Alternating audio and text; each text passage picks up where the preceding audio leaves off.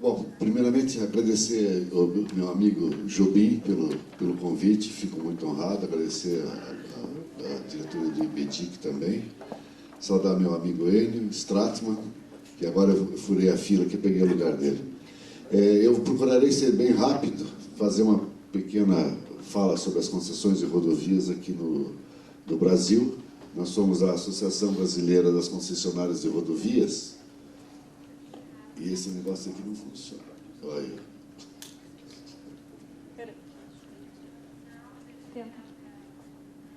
Bom, nós somos a ABCR, Associação Brasileira de Concessionárias de Rodovias.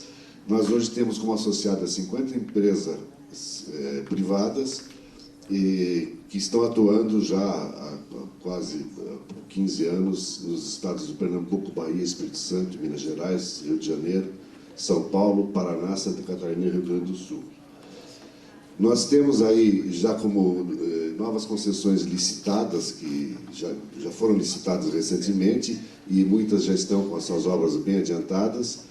A BR-040, Distrito Federal, Juiz de Fora, BR-153, a BR-060, a BR-153 também, 262, com a divisa Minas e São Paulo, e uma PPP que foi recentemente também aprovada aqui no Paraná, que liga as cidades de Maringá e Francisco Alves, no norte do Paraná.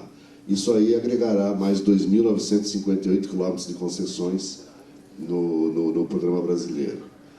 A licitar, e não se sabe se isso acontece esse ano ou só no começo do ano que vem, temos esses programas aí, a BR-101 na Bahia, 262, Minas Gerais, Espírito Santo, 163, Mato Grosso do Sul, até a divisa com o Paraná, e BR-116, Rio de Janeiro, até a divisa com Minas Gerais. São mais 2.542 quilômetros.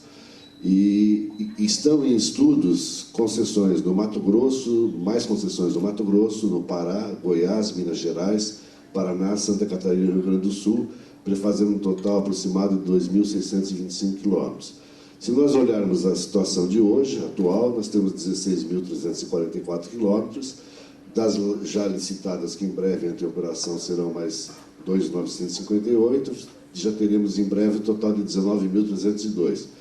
Com as que já vão ser licitadas e as que estão em estudo, provavelmente, num curto espaço de tempo, espera-se ter 24.470 quilômetros de rodovias concedidas no Brasil.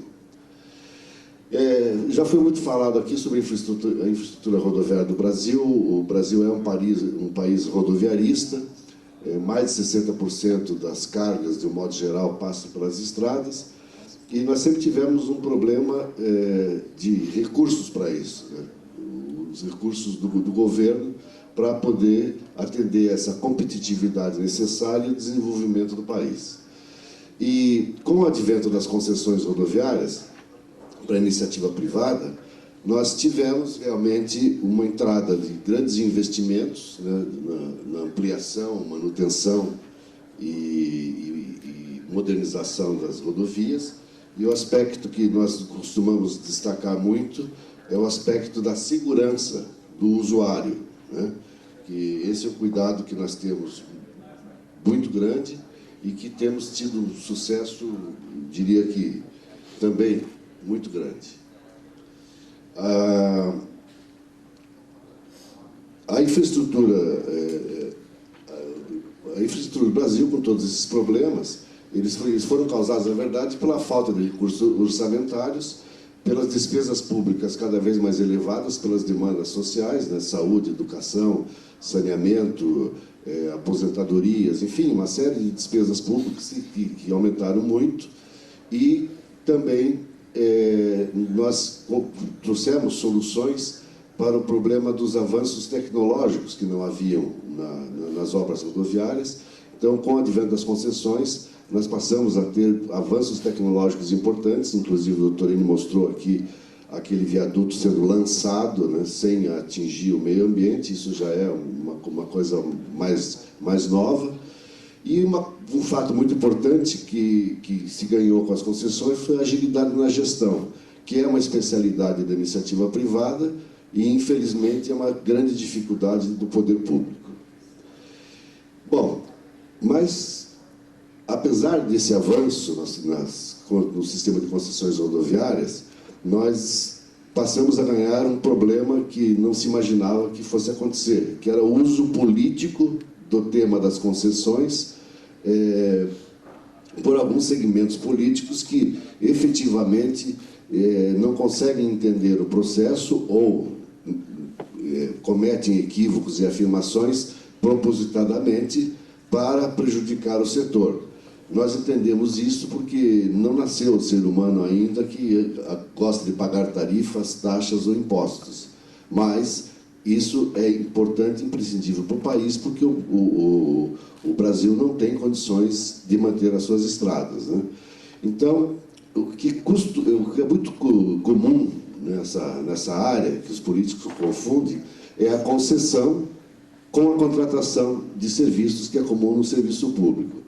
A concessão, ela é uma transferência de responsabilidade. O concessionário assume o patrimônio público, é responsável por ele, pela sua manutenção e pelos cuidados, pela sua ampliação, e terá que entregar isso ao final da concessão em perfeitas condições, com melhorias, com investimentos que foram feitos. Então, na verdade, a concessão é de natureza totalmente diferente da contratação de serviço, que o poder público contrata uma obra, essa obra é entregue, mas na área rodoviária ela não é conservada, não é mantida, não é operada, então ela se destrói com muito maior rapidez e não tem segurança para o usuário, né? Aproveitando aqui a oportunidade de ser um ambiente jurídico, nós queremos insistir muito na necessidade do respeito aos contratos, né, que é o instrumento fundamental da concessão.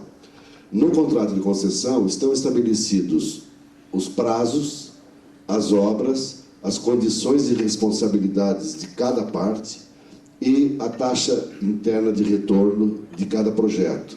Claro que em tempos mais difíceis da economia, as taxas são maiores, quando a economia melhora, as taxas são menores.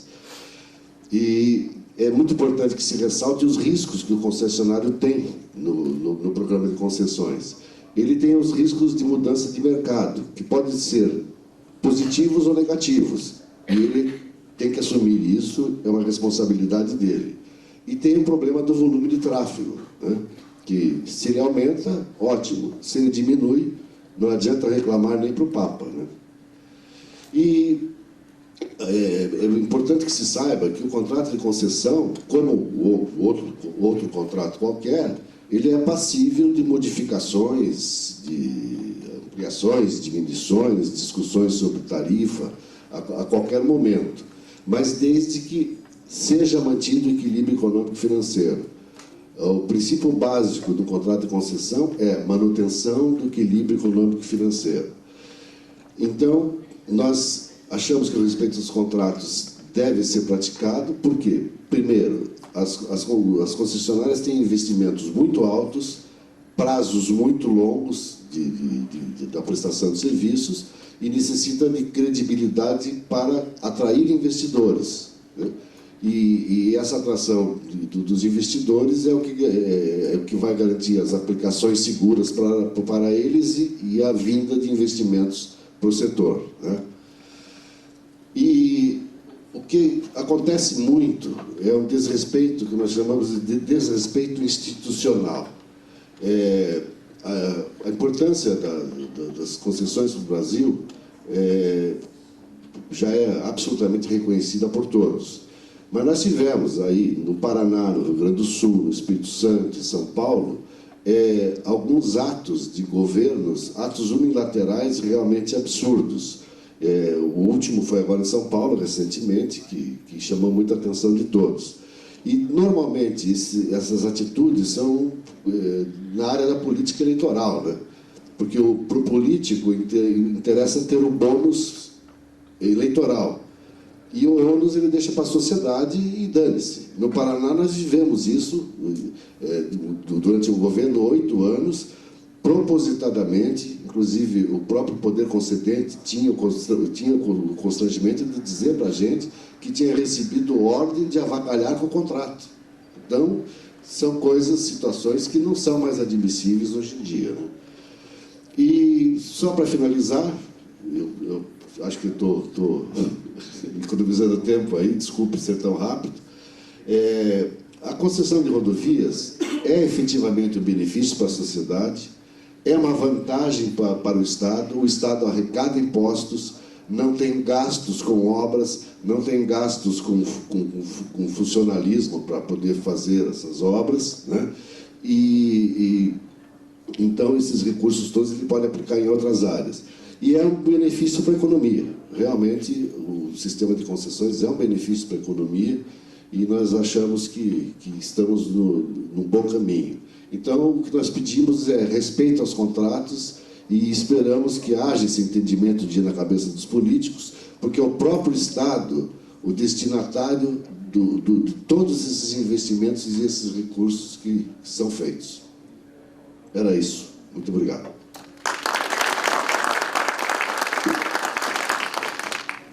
Muito obrigado, João, pela rapidez da exposição, mas a clareza, eu acho que você colocou muito bem o que existe de importante para condicionar o investimento privado, né? Então, agora eu vou passar a palavra aqui ao doutor José Alfredo, para falar sobre...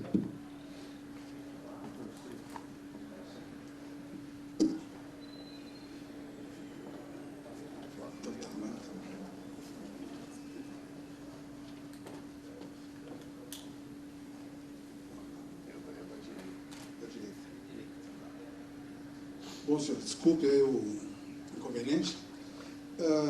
Tudo que o Gise falou aqui, o Zé Alberto falou, nós fomos testemunha, porque nós somos egressos do DR, né? Então, acompanhamos todo esse processo já há mais de 35 anos, né? E na oportunidade, lá em 95, nós tivemos a oportunidade de acompanhar o início das concessões aqui no Paraná. O professor Heron falou aí sobre o momento econômico, né? Em 95, realmente era o momento da transição. E o nosso sistema de pedágio aqui no Paraná, ele traz um pecado original, que é exatamente a transição de um momento inflacionário para um momento de baixa inflação. E isso veio trazendo transtornos até hoje em dia.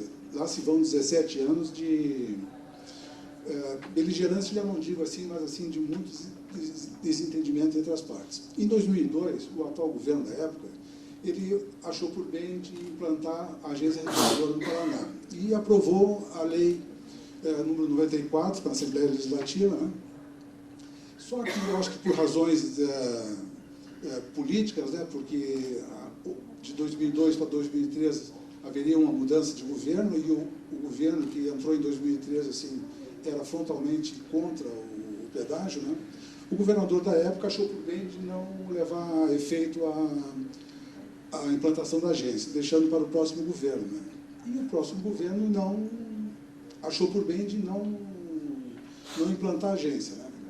E lá se foram 8 anos, assim, onde esse processo aqui no Paraná, ele foi acumulando demandas, acumulando desequilíbrios nos contratos e uma quantidade enorme de ações judiciais, mais de 100, onde em algumas ações o próprio governo questionava aditivos feitos e até o próprio contrato, né? Em 2012, o atual governo, por várias razões, entre outras, assim, para colocar um novo ator nesse processo, resolveu implantar a GEPAR. Na verdade, a nomeação de diretoria aconteceu em setembro de 2012, né? Foram encaminhados os nomes para a Assembleia, fomos na Assembleia, sabatinados e tudo, e nomeados 5 diretores e 3 gerentes a partir de 9 de janeiro, setembro de 2012. Na verdade, eram 5 generais de exército e 3 generais de divisão. Capitão, soldado, não tinha nenhum. Aqui eu quero fazer uma observação. A experiência de criar um órgão de governo novo é uma coisa inusitada. Poucos funcionários públicos em todo o Brasil tiveram a oportunidade de participar. da criação de um órgão público, de uma agência, de uma autarquia especial, como é a agência reguladora, desde o começo, assim, de como é que tira um CNPJ, arrumando uma sala para trabalhar, computador emprestado e assim por diante, né? Mas, na verdade, nós tivemos um apoio assim expressivo da agência, da Secretaria de Logística aqui do Estado, do Departamento de Estradas de Rodagem e da Ferroeste. Nos cedeu, assim, disponibilizou todo o suporte possível, né? O decreto de regulamentação da lei, ele já foi elaborado pelos gerentes e pelos diretores da agência. Esse foi um momento interessante também, porque partiu de pesquisas sobre todas as agências existentes no Brasil e de visitas à GERGS do Rio Grande do Sul, a Artesp em São Paulo, a NTT, Ceará, assim por diante, onde fomos muito bem recebidos. Bom, aqui rapidamente, né, instalações físicas, já falei, recursos humanos. Esta é uma questão assim, que até hoje a agência se debate com esse problema, porque o recursos humanos preparado para trabalhar nessa questão de pedágio, concessões rodoviárias, ele não é disponível no setor público. Assim, isso sem demérito nenhum, porque os técnicos ali, eles foram capacitados e treinados para trabalhar dentro de uma situação conservadora, quer dizer, contratos de empreitados e etc. E até hoje, 17 anos depois, a quantidade de funcionários no DR, em condições de fazer a gestão de um contrato de concessão, ela é extremamente reduzida.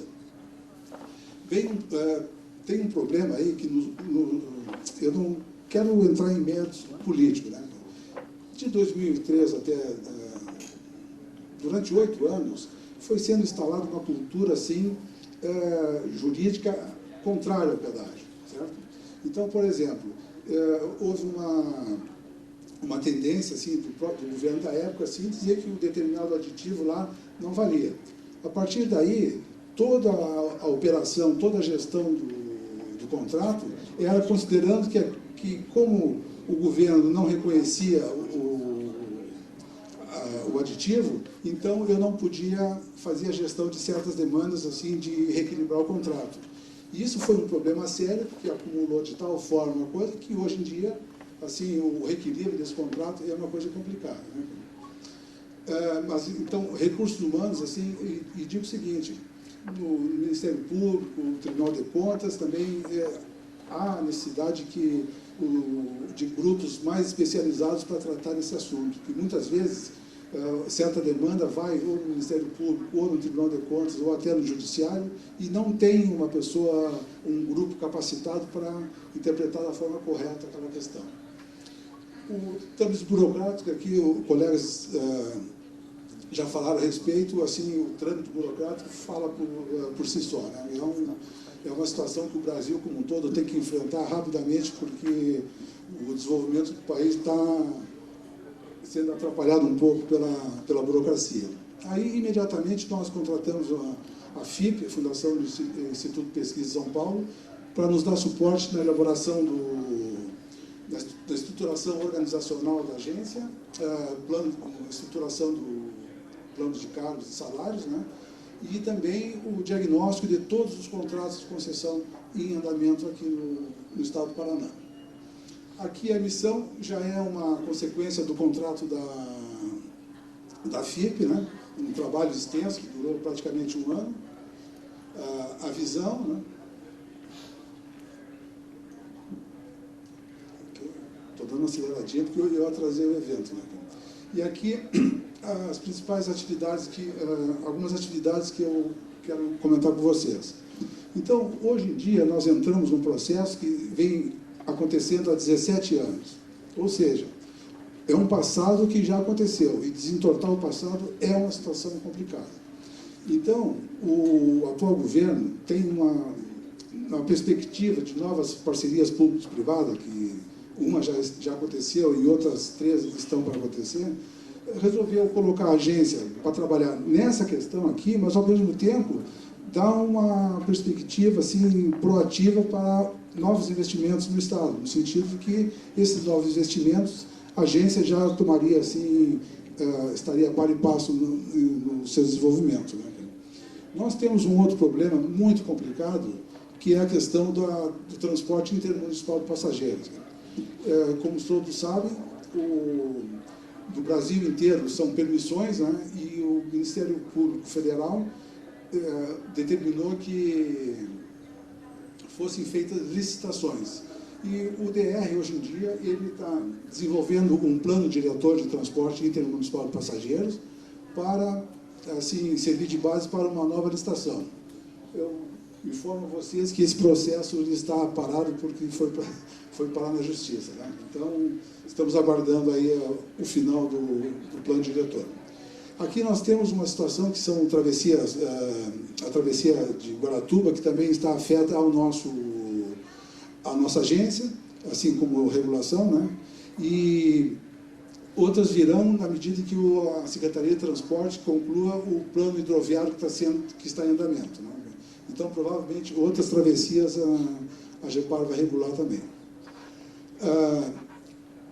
Hoje já tem uma PPP com um contrato assinado no Paraná. Ela não avançou mais porque tem uma questãozinha simplesinha, que é o fundo garantidor, que não está montado, coisa pouca, assim, né? Mas é um evento, a rodovia lá de Maringá, Francisco Alves, assim, é um investimento espetacular. E tem mais 3 parcerias assim, já na pauta, né? Aqui, interação com demais órgãos envolvidos, PGE, Procuradoria Geral do Estado, DR, Comec, né? Esta é uma questão, assim, extremamente delicada, né? Porque a agência reguladora, assim, por força de lei, ela tem autonomia financeira e tem autonomia técnica. Ela não, teoricamente, não está submetida à decisão de outros órgãos. Na medida em que nós sejamos demandados para decidir sobre um assunto, a nossa decisão ela é válida e pronto. Isso não é muito bem aceito por outros órgãos, né? Eu acho o seguinte, que nós vamos demandar um tempo ainda, no sentido que cada órgão desse saiba qual é a sua parte nessa questão, sabe? O Tribunal de Contas tem suas obrigações. Assim, alguém falou aqui do TCU, né, que a gente ouve aí frequentemente, com um grande envolvimento em questões de concessões e tudo, né? E tendo uma agência, né, para regular, com pessoas capacitadas, teoricamente capacitadas para isso, né? E o mesmo vale aqui, a Comec é a nossa região metropolitana aqui de Curitiba, que tem o transporte metropolitano, que também está afeto à nossa regulação. Interação com outras agências reguladoras, hoje em dia já são 50, na ordem de 50 agências reguladoras no país, algumas executivas, outras reguladoras apenas, né?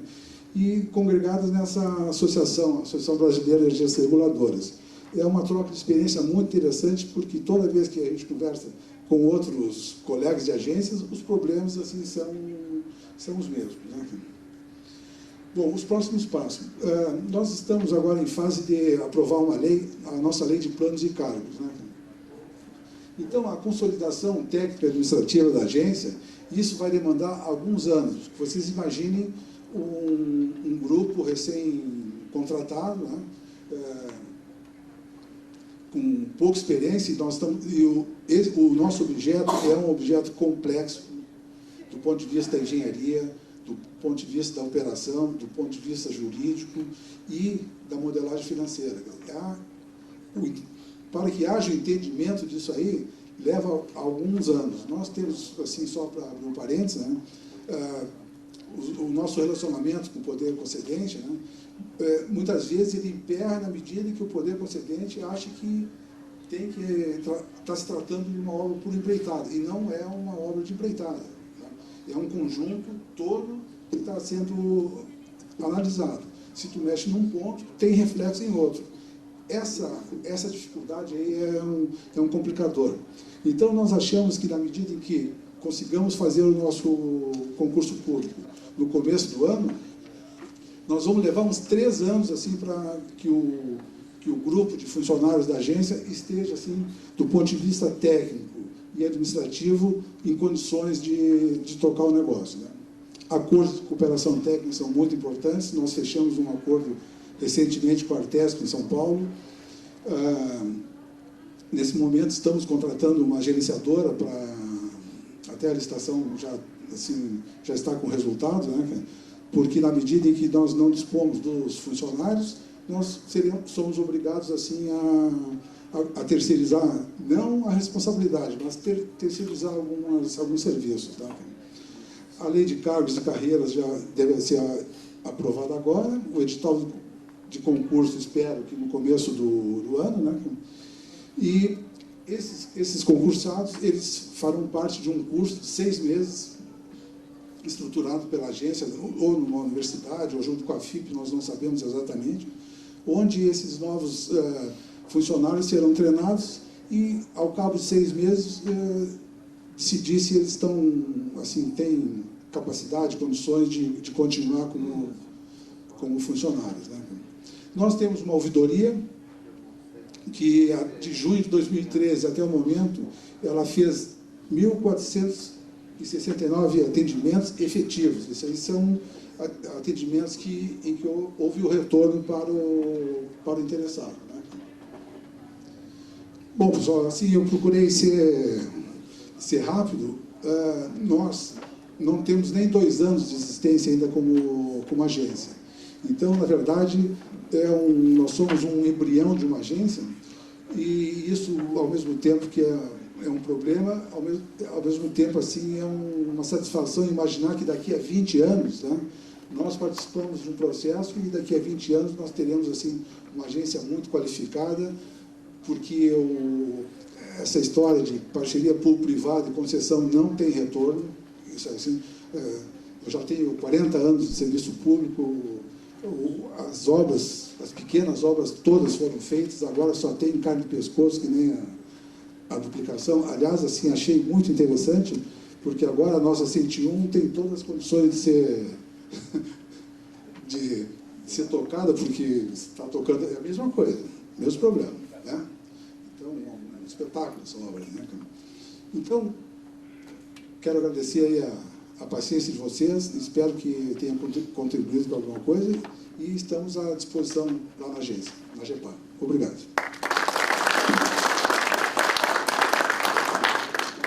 Muito obrigado, Dr. Stratner. E, aliás, quero agradecer aos 3 palestrantes pela elucidação de todos os aspectos e realmente fechar rapidamente esse painel. Nós estamos atrasados, só dizendo o seguinte: vocês veem bem que a iniciativa privada saiu na frente, ela esteve disposta, se dispôs a assumir um compromisso com riscos que não eram conhecidos, era uma experiência nova, e está dando resultado porque o Estado está reconhecendo e está apoiando, e essas agências, todas elas são muito importantes porque elas são a interface da iniciativa privada com o Estado. E elas estão se tornando capazes para administrar adequadamente esse contrato. Mais uma vez, muito obrigado pela atenção. Vamos passar agora Agora vai ter um intervalo, né? Ok. Isso. Obrigado, Jobim. Obrigado. Eu queria pedir para o pessoal, só para a gente ser o mais breve possível, o coffee break a gente vai tentar restringir a 10 minutos, porque a gente ainda tem mais um painel que é o sobre seguros, né? E depois do painel, lembrando que a gente tem um coquetel que vai ser servido aqui mesmo, aqui embaixo. Queria pedir a presença de todos também no coquetel. Obrigado.